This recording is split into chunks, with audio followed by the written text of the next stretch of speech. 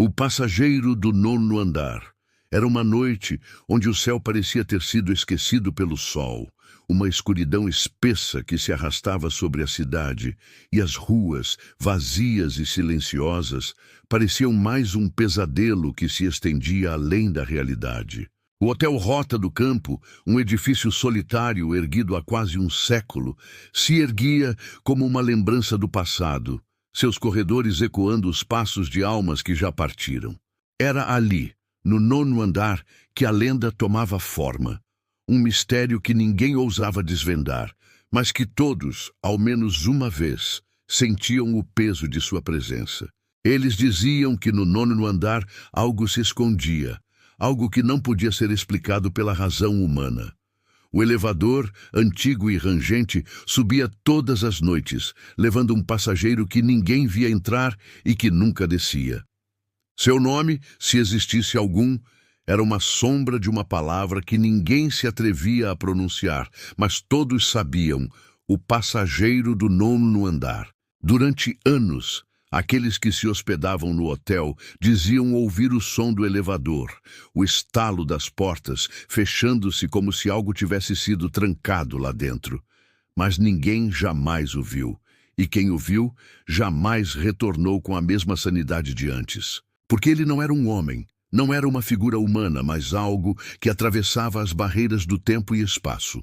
Alguém, ou talvez algo, que se alimentava do medo e da confusão dos que ousavam questioná-lo. Em uma dessas noites, Clara, uma jovem escritora em busca de inspiração, decidiu que ela enfrentaria o nono andar.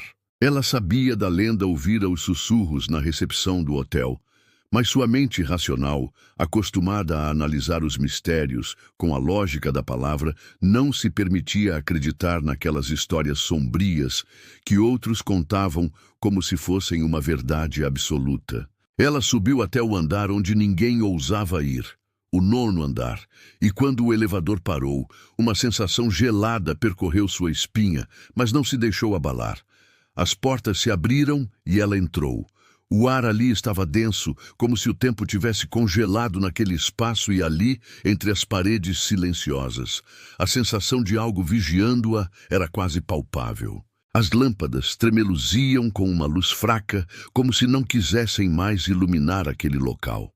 Clara caminhou pelos corredores estreitos, cada passo ecoando como um grito abafado, até que chegou a uma porta velha e desgastada pelo tempo, onde o número 9, quase apagado, ainda era visível.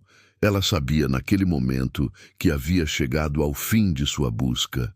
Mas antes que pudesse tocar a maçaneta, o som do elevador ecoou novamente, a porta se fechando com um estrondo que parecia atravessar os ossos. Ele estava lá, o passageiro do nono andar. Ele se aproximou e Clara sentiu o peso de sua presença antes mesmo de vê-lo. A figura de um homem, vestido com um terno escuro e um chapéu de aba larga, que ocultava seu rosto, se materializou diante dela, sem som, como se fosse uma sombra viva.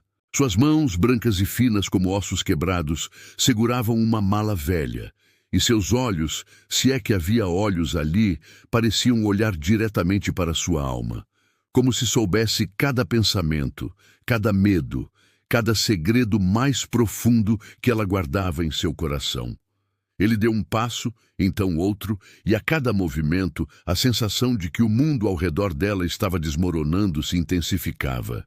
Clara tentou falar, mas as palavras desapareceram antes mesmo de sair de sua boca. O homem se aproximou ainda mais, e com um sorriso que não era um sorriso, ele sussurrou: "Você não deveria ter vindo." A voz fria e vazia ressoava como um eco distante, mas carregada de um peso que a fez sentir o próprio corpo desmoronando, como se a gravidade não fosse mais uma lei natural, mas uma força espiritual que a puxava para o fundo de um abismo sem fim. Quando ela tentou recuar, não conseguiu. O corredor se estendia infinitamente, como se ele nunca terminasse. E a única coisa que ela conseguia ver era o homem do nono andar, que agora estava diante dela, sem dar espaço para fuga. Ele tocou sua mão, um toque frio como o mármore, e Clara sentiu o tempo parar, como se o mundo todo tivesse sido esvaziado de sua essência. A realidade começou a se desfazer ao seu redor, e antes que pudesse reagir, foi como se ela fosse engolida pela própria escuridão que habitava aquele lugar. O passageiro do 9º andar. Na manhã seguinte, quando o hotel foi reaberto, Clara não estava mais lá. Os outros hóspedes e a recepção não haviam, mas algo havia mudado, algo que ninguém poderia explicar. O elevador voltou a ser ouvido, mas não havia mais passageiros. O 9º andar permaneceu vazio, mas ainda guardava o eco das almas que ali passaram, todas, de alguma forma, tocadas pela presença do passageiro. E o hotel seguiu sua existência como sempre fizera, com seus corredores silenciosos e suas portas fechadas, esperando por aqueles que se atreveriam a descobrir o que nunca deveria ser descoberto. Chegamos ao fim de mais uma jornada. E, como sempre, espero que o mistério e a sombra dessa história tenham tocado sua alma de alguma forma.